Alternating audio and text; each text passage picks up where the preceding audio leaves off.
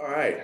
Now we're going to talk about your formula, which are your secret formula for getting up, getting it done, doing the research, being able to have enough time to put a plan in action to be able to really do this and really build your wealth. Can you share a little bit of how you're able to, set a plan in motion and follow a certain like formula of, being on a system of acquiring your stocks, looking at your stocks, researching your stocks? Like, how do you do that? What's your formula?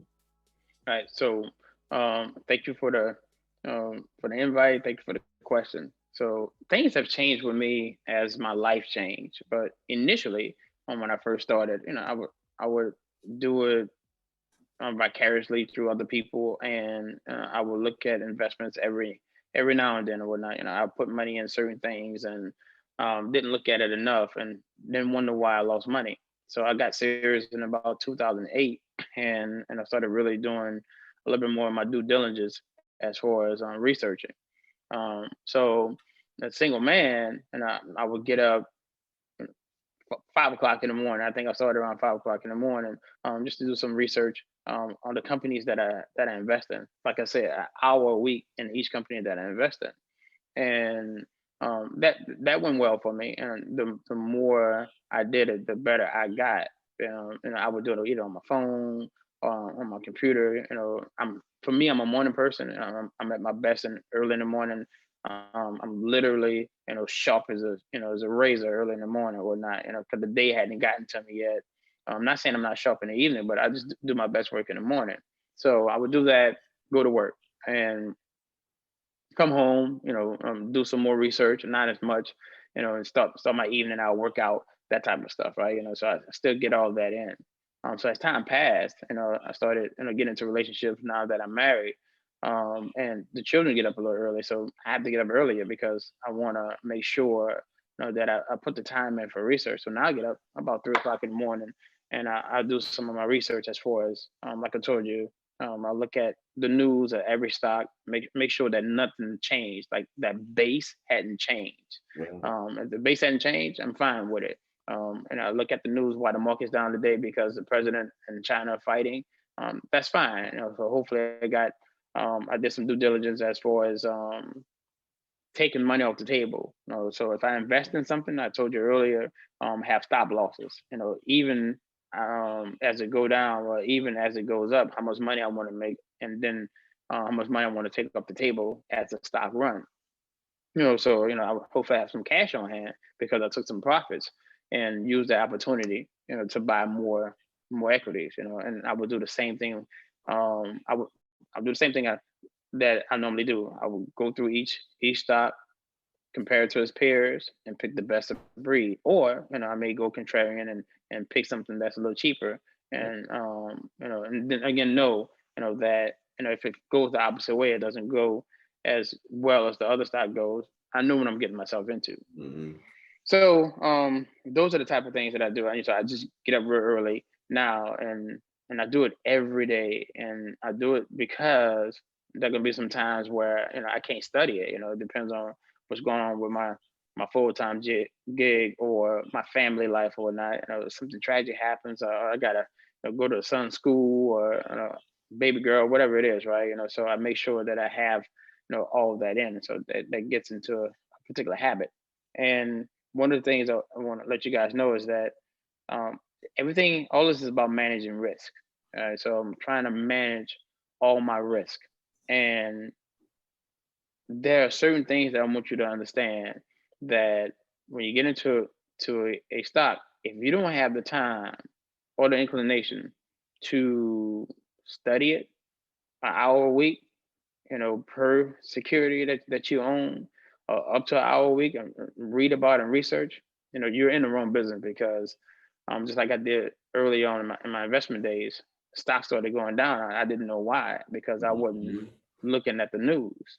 Yeah. And you can get into something called, you can buy the ETFs, buy that, the index fund of something that mirrors the S&P 500, or the index fund that's something that mirrors the top 100 tech companies, QQQs.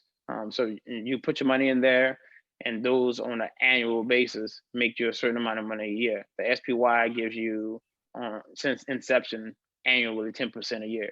Mm. So that compounds, right? So you don't have the time to look up the stocks. Whether you make more or make less. Put your money, in an ETF or index fund. That's going to do well over time as well.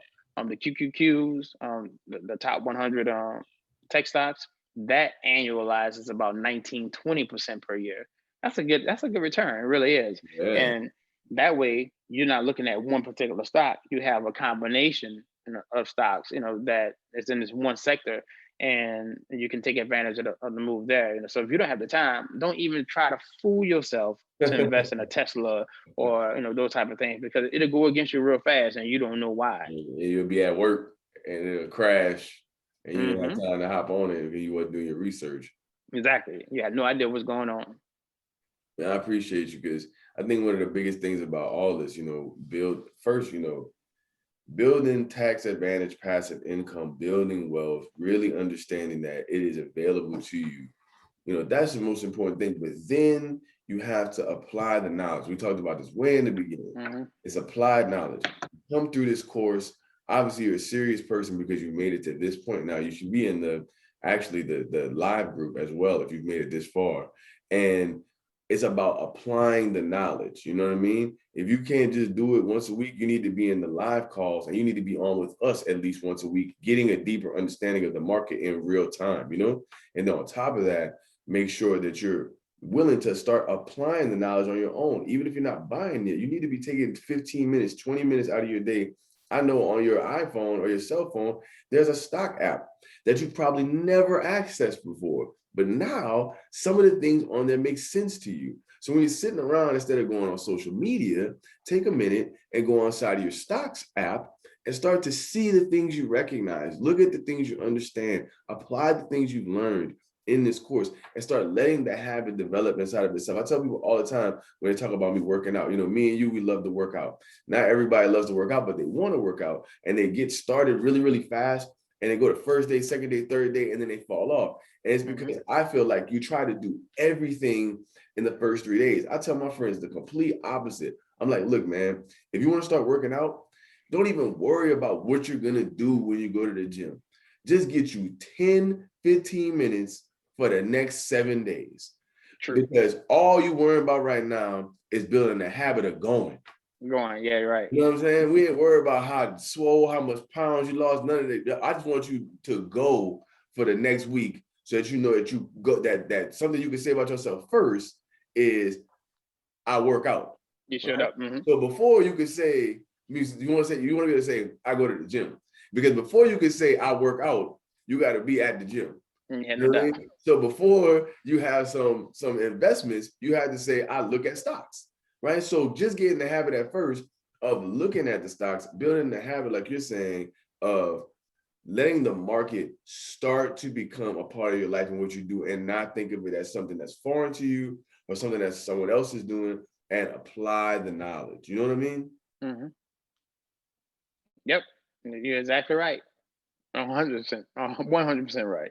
Yeah, man. That's what it takes, having that formula, that schedule, and building those habits. And the habit part that's where the discipline comes in. Mhm. Easier said than done. It really is easier said than done.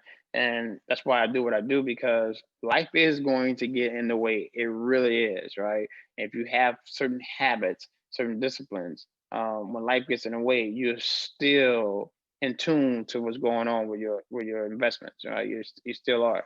And no matter what's going on, in your life or in the world, you're still in tune with what's happening.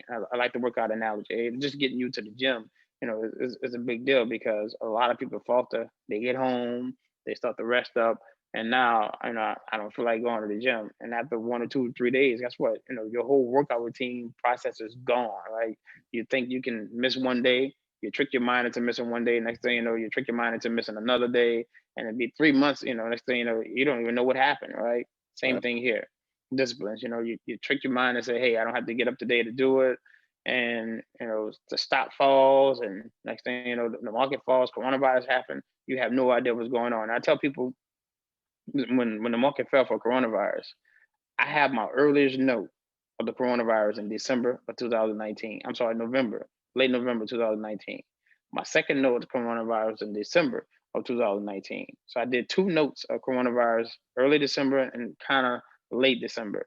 And I had three notes of coronavirus, three or four in January and a few in February. So if I knew about the coronavirus back in, it's going on in China, because a lot of companies that I was investing in was heavy in China. Apple, Caterpillar, those type of companies was heavy in China. So I had to, see what was going on there, because China was shutting down, people were getting sick.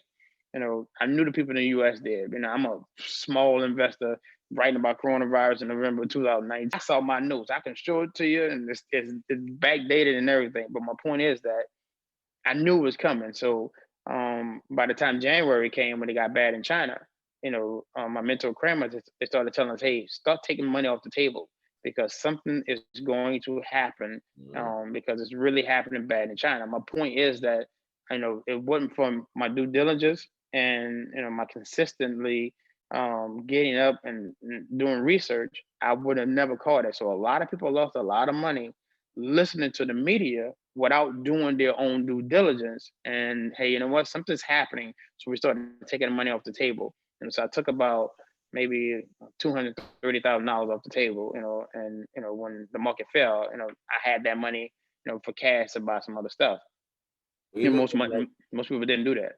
I mean, like you say, man, preparation. People always trying to time the market, time the market. The thing about it is, man, timing in reality is where preparation meets opportunity. And Yep. you gotta already be in the arena, you know what I'm saying, when the opportunity hits for you to be able to time it. You already are in the market, you're already in the know, you're already doing your research each and every day. You can see these things coming so that you could time it. Time is not getting it, like you said, on news, and now thinking it's a big upswing that you could just come on over and ride now.